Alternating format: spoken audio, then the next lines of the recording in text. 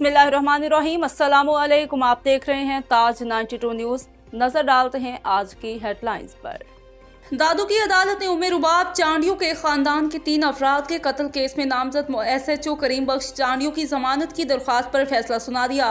Model criminal trial court में उमर रुबाब चांडियों और SHO पेश हुए। फ्री कैन के वकला ने अपनी दलाल मुकम्मल कर लिए। अदालत ने आज फैसला सुनाने के बाद SHO की दरख्वास्त जमानत मुस्तरद करते हुए SHO को ज़ेर समात तहवील में दे दिया है। उमर रुबाब चांडियों ने कहा कि ऑन ड्यूटी SHO की जमानत मुस्तरद होना सिंध के शऊर की फतह है।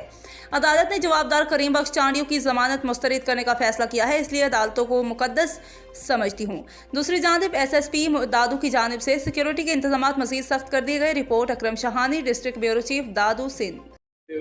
अदालत पारां ज़मानत रद्द थी आहे, छा चवणु आहे तव्हांजो? अल्हम्दुलिल्लाह, इहा हक़ ऐं सच जी जीत आहे, सिंध जे मज़लूमनि जी जीत आहे। 5 सालनि खां मुसलसिल मुंहिंजी जेका जिदोजहद रही आहे उन में ॾिसो त नंढियूं नंढियूं कामयाबियूं मिलियूं। हीअ अॼु उन जी ज़मानत रद्द करे ऐं कस्टडी वठणु हिकिड़ो ज़रूरतमंदाना फ़ैसिलो आहे। ऐं अॼु यकीनन सिंध जे शऊर खे बि सम्झ में ईंदो त अदालतुनि खे मां छो मुक़दस सम्झंदी आहियां ऐं अदालतुनि में मां पेर उघाड़ा करे छो आयमि। उन जी वजह इहा ई आहे त ॾिसो छो त अञा असांजी मंज़िल अञा अॻिते आहे, पर हीउ जेको कस्टडी में वठणु हिन SHO खे, इहो वाज़े पैगाम आहे अदालत जो इन्हनि वॾेरनि खे, भोतारनि खे, जागीरदारनि खे, उन्हनि जे टाउटनि खे।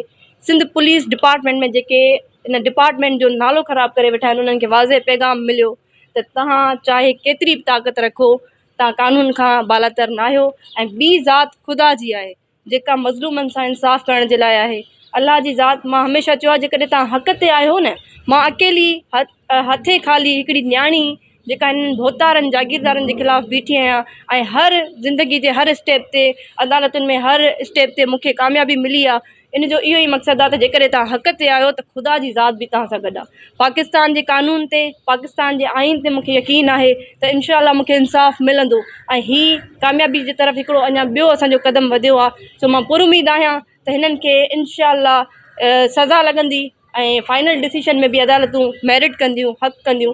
ॿी शइ इहा आहे त बलोचिस्तान में जेको वाक़ियो थियो आहे, हिकु औरत खे उन जे 2 नौजवान पुटनि समेत बेदर्दी सां जागीरदारनि जी तरफ़ खां क़तल कयो वियो आहे। इहो मां चवां थी इंसानियत खे लॼाईंदड़ वाक़ियो आहे। असां हिकिड़ी तहरीक स्टार्ट कईसीं एंटी फ्यूडलिज़म डे 17 जनवरी। शायदि हाणे हितां जी अवाम खे, बलोचिस्तान जी अवाम खे, पाकिस्तान जी अवाम खे सम्झ में ईंदो त इहा तहरीक मूं छो स्टार्ट कई आहे ऐं इन तहरीक जो हिसो थियणु ऐं इनखे सपोर्ट करणु केतिरो ज़रूरी आहे। जागीरदारी निज़ाम जे ख़िलाफ़ु असां आख़िरी दम ताईं विढ़ंदासीं।